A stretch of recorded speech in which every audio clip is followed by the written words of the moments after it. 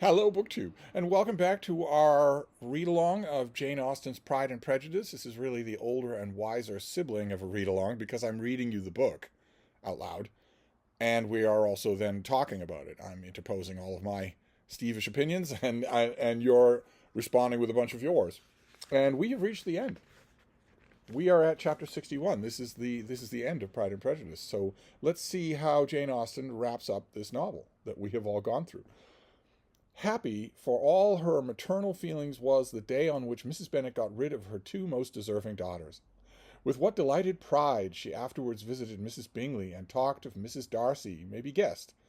I wish I could say, for the sake of her family, that the accomplishment of her earnest desire in this establishment of so many children produced so happy an effect as to make her a sensible, amiable, well-informed woman for the rest of her life, though perhaps it was lucky for her husband, who might not have relished domestic felicity in so unusual a form, that she was still occasionally nervous and invariably silly.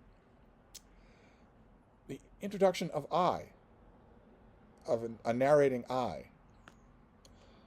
Mr. Bennet missed his second daughter exceedingly. His affection for her drew him oftener from home than anything else could do. He delighted in going to Pemberley, especially when he was least expected. Mr. Bingley and Jane remained at Netherfield only a twelvemonth. So near a vicinity to her mother and Meryton relations was not desirable even to his easy temper or her affectionate heart. So they stay at Netherfield for a year. But it's a little too close. It's a little too close to the mother-in-law. The darling wish of his sisters was then gratified. He bought an estate in a neighboring county to Derbyshire, and Jane and Elizabeth, in addition to every other source of happiness, were within 30 miles of each other. Kitty, to her very material advantage, spent the chief of her time with her two elder sisters. In society so superior to what she had generally known, in other words, Lydia, her improvement was great.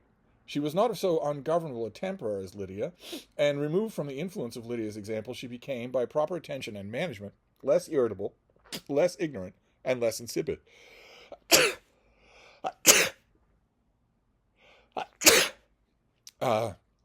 Those would also be cut out of an actual audiobook, but no.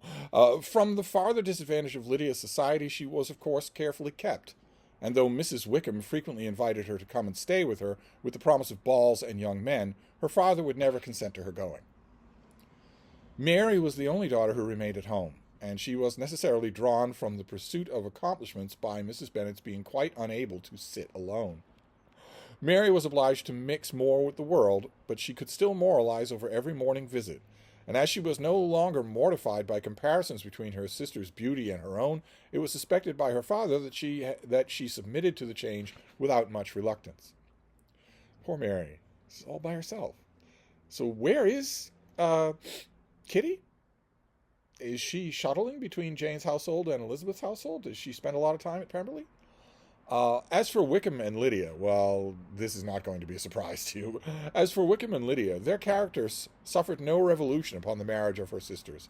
He bore with philosophy the conviction that Elizabeth must now become acquainted with whatever of his ingratitude and falsehood had before been unknown to her, and in spite of everything was not wholly without hope that Darcy might yet be prevailed on to make his fortune. The congratulatory letter which Elizabeth received from Lydia on her marriage explained to her that, by his wife at least, if not by himself, such a hope was cherished. She'll do most of the talking for Wickham when it comes to pleading at Pemberley. The letter was to this effect: My dear Lizzie, I wish you joy. If you love Mr. Darcy half as well as I do my dear Wickham, you must be very happy. It is a great comfort to have you so rich, and when you have nothing else to do, I hope you will think of us. I'm sure Wickham would like a place at court very much. And I do not think we shall have quite enough money to live upon without some help. Any place would do, of about 300 or 400 a year, but, however, do not speak to Mr. Darcy about it if you had rather not. As it happened, Elizabeth had much rather not. She endeavored in her answer to put an end to every entreaty and expectation of the kind. Such relief, however, as it was in her power to afford by the practice of what might be called economy in her own private expenses, she frequently sent them. It had always been evident to her that such income as theirs, under the direction of two persons so extravagant in their wants and heedless of the future, must be very insufficient to their support, and whenever they changed their quarters, either Jane or herself were sure to be applied to for some little assistance towards discharging their bills. Are they changing their quarters because their household is growing? Or are they changing their quarters because they're running away from their debtors, from their creditors? It's just awful to think about. Their manner of living, even when with the restoration of the peace. Oh, what's that, Jane? You finally introduced yourself with an I, and here you are making your only second direct allusion to the fact that the country you live in has been at war. The peace means the peace between England and Napoleon Bonaparte. Their manner of living, even with when the restoration of peace dismissed them to a home, was unsettled in the extreme. They were always moving from place to place in quest of a cheap situation, and always spending more than they ought. His affection for her soon sunk into indifference. Hers lasted a little longer, and in spite of her youth and her manners, she retained all the claims to reputation which her marriage had given her. It had been given to her. Family, Mr. Darcy, worked hard to get her that kind of thin, glossy veneer of respectability. Though Darcy could never receive him at Pemberley, Wickham is not welcome at his old home. Yet, for Elizabeth's sake, he assisted him farther in his profession. Lydia was occasionally a visitor there, and when her husband was gone to enjoy himself in London or Bath. And with the Bingleys, they both of them frequently stayed so long that even Bingley's good humor was overcome, and he proceeded so far as to talk of giving them a hint to be gone. Poor Bingley and Jane. Mr. Bennett was right, at least in that regard, that their natures are both so easygoing and friendly that they are a mark for every sharp in the neighborhood. Miss Bingley was very deeply mortified by Darcy's marriage, but as she thought it advisable to retain the right of visiting at Pemberley, she dropped all her resentment, was fonder than ever of Georgiana, almost as attentive to Darcy as heretofore, and paid off every arrear of civility to Elizabeth. So we're just going through the roster here. This is the dramatis personae of a play. We're going through the roster of characters, and the narrator, the I of the narrator, is now telling us how all this affects us, how the story settles out, at least by the time we close the book. Pemberley was now Georgiana's home, and the attachment of the sisters was exactly what Darcy had hoped to see. They were able to love each other even as well as they intended. Georgiana had the highest opinion in the world of Elizabeth, though at first she often listened with an astonishment bordering on alarm at her lively, sportive manner of talking to her brother. Because Elizabeth is teasing Darcy. She's going to do that her whole life. It's obvious one of the things he loves most about her. He, who had always inspired in her a respect which almost overcame her affection, she now saw the object of open pleasantry. Her mind received knowledge which had never before fallen in her way. By Elizabeth's instruction, she began to comprehend that a woman may take liberties with her husband, which a brother will not always allow in a sister more than 10 years younger than himself. So, I can tease him, but you can't. Are you going to do it? Are you going to jump over there? Yes, there you go.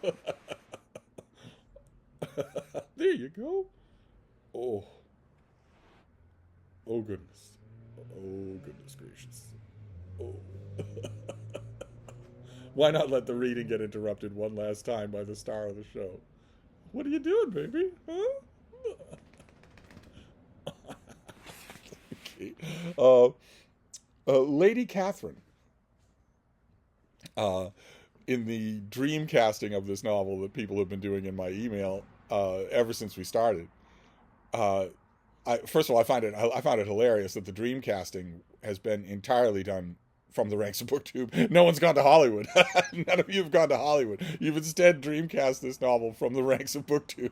And with a little nudging on my part, I think a lot of you are agreeing that if we were to do a multi-voice audio production of this book, I would be Lady Catherine. It's fine by me. I love the old Biddy Bean.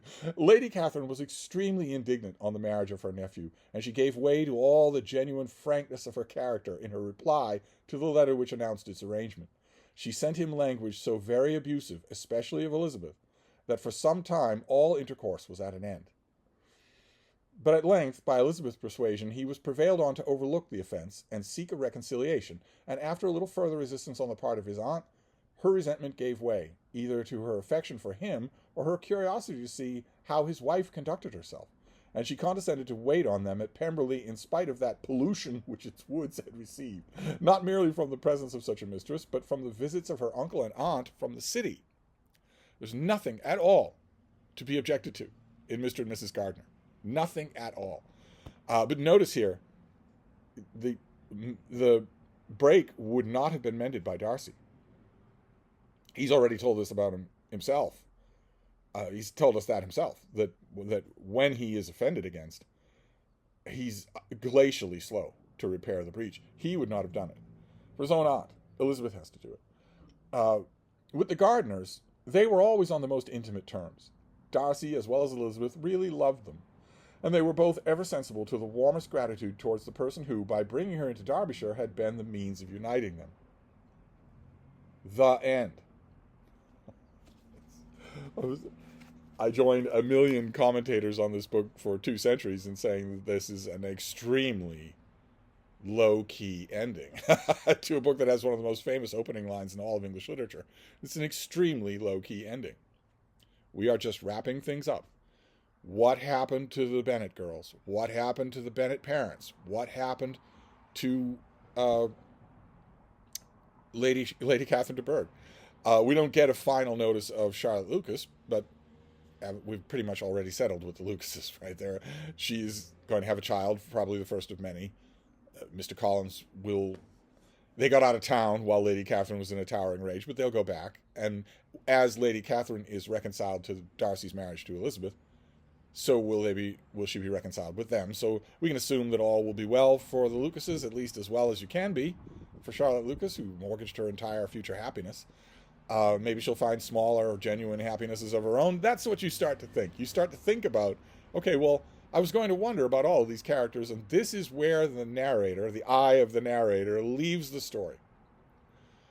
And this is where we leave our read-along, and it's where I leave this this battered old trade paperback, which I don't think I could read it again. And before I finish up, I wanted to thank you all. I know this is another thing you won't get in an actual audiobook, but I couldn't not do it. I want to thank you all. One of the things I love about BookTube, one of the things I've loved right from the beginning, even when the surprise was negative, is its ability to surprise you. You may have noticed that I make 4 or 5 videos a week. That's a lot. That's a huge production. No one does that. And when you do that much content, you don't always know. I'm doing this because I love talking to you about books. If I've got a bee in my bonnet or an idea or something I want to share with you, I do. I don't care at all about subscriber count. I don't care at all about whether or not a video does well or takes off. I don't care about such stuff at all. I don't save my videos. A number of you were mortified beyond words last night in a live stream when I just offhandedly mentioned that I don't save my videos. Of course I don't save my videos. I delete them. I don't have any copies of them. I don't want any copies of them. I don't do any of that. So when something resonates, it has to resonate in 2 directions. I don't monetize this channel. I couldn't care less what kind of video does well. You are not customers to me. So for a particular video idea to resonate, for it to really resonate, I have to suddenly, surprisedly love it as much as you do. And boy, oh boy, did that happen here. Boy, oh boy, did that happen here. I thought this would be just another thing. I've read other things on this channel. I had no idea how much fun this would be, how much I would look forward to it, even on a day when, as I'm sure you've noticed, if you've kept up with these read-alongs, there have been days where this was pretty much all that I did, because the day had crowded up on me. When the day does, suddenly you can't get your full roster of 5 videos a day. But even when those days were happening, I still wanted to do this. And your responses, your emails, your Voxer messages have been fantastic, just fantastic. So I want to thank you. I know that it's a little silly to thank your viewers at the end of a BookTube event, but I don't consider you viewers. And this has been just amazing, just absolutely amazing. To read this chapter by chapter every day and talk about it like this has been so much fun.